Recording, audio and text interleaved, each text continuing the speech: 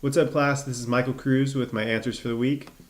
So, the topic, whether college athletes should be treated as employees and paid for their athletic services. So, I am against the college athlete being paid. I believe college athletics um, is a amateur form of sport. And I think college athletes, they're students first. That's why they're called student athletes.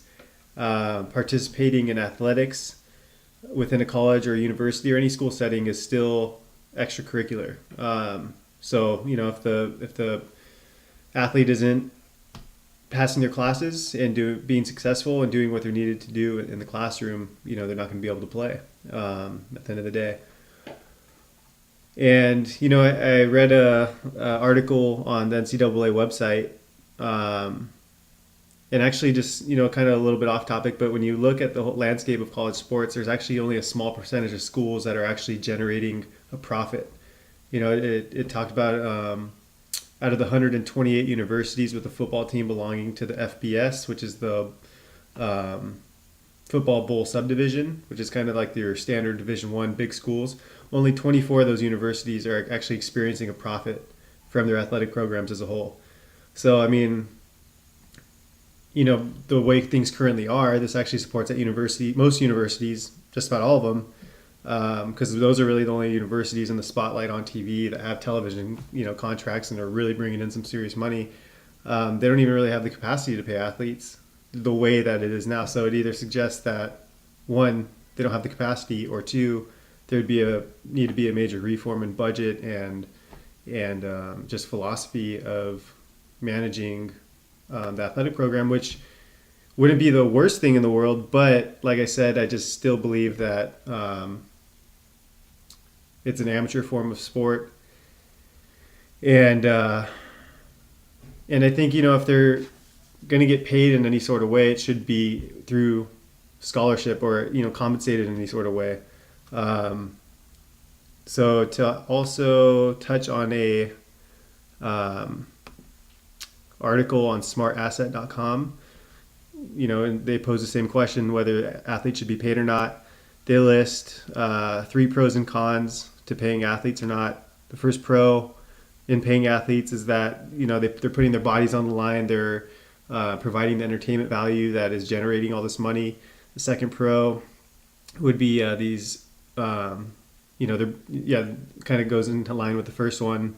Just they're bringing in a lot of money through they're providing that platform to set up their universities to organize a television contract or bring in big time sponsors and all this. It's all surrounded around their play. And then lastly, by paying them, I guess you could create a sense of financial awareness, help them build healthy money management skills and things of that nature that they'll be experiencing, once they move on from the college or university. And then the cons include, student athletes already receive scholarships and other benefits, as we've seen in that video, The Biggest Losers, or Big Time Losers, pardon me. And, and I think at the end of the day, I mean, that is a huge reward, and it's a huge accomplishment to obtain any sort of scholarship, whether it be athletically driven or academically driven. I mean, that's huge at the end of the day. And there can be an argument either way of whether, the big money driving sports like football and basketball, they cover the rest of the program, which I do agree with. I think there's a lot of truth to that. I'm not saying it's the only source, but they definitely do help drive and be able to provide top-notch facilities for those other sports. So that's just one thing to look at. And then a con, like I said earlier, kind of alluded to, paying college athletes could detract from the purity of the game. And then lastly, kind of talking about the current state of management, I mean, it would be difficult. Not saying that just something's difficult, you don't do it, but I was reading another article on time money, and it was just kind of laying out just the way things are currently set up. It wouldn't even make sense. It would actually put the athlete who's being paid at a disadvantage, and they'd actually be making less money compared to, say, that same athlete who's currently getting a full ride scholarship. So just the way that, it's because it's a tax problem at the end of the day. Like, the article like lays out pretty much an athlete getting paid $100,000 compared to the average of a $65,000 scholarship for a year. And after taxes, that $100,000 salary is taken down to $65,000, and just over $65,000 in actual money. And then by the time you pay for your school expenses, you're actually left with $100. So just whereas compared to the scholarship money that's not taxed, and you can actually get other deductibles taken away from that, through room and board, through books, through all your other educational expenses. You're actually in a better place financially by just sticking with the scholarship and sticking with the current way that it's being done.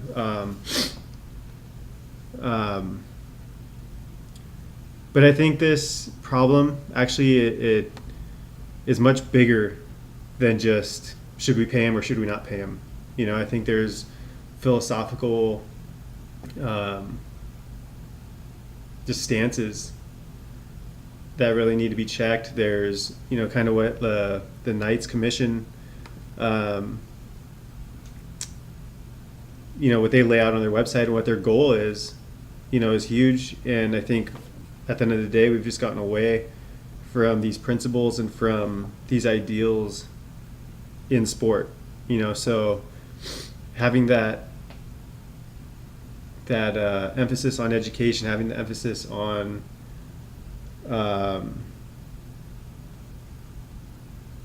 the academic values of the college or the university, they need to hold up in athletics as well. And I think that's something that's getting pushed to the side, as we see more schools trying to go big time, as we see the current schools who are big time, just trying to put the best product out on the court or the field. And, you're kind of seeing morals and values being compromised in order to obtain that, in order to make money and keep this, the book talks about the cycle of a never-ending cycle where winning equals fans equals money equals winning equals fans equals money. So at the end of the day, we just need to look at what's driving and what are the objectives of our programs, what are the principles of our programs, and really live by those things. So, but yeah, at the end of the day, I don't think athletes should be paid. Thanks for listening.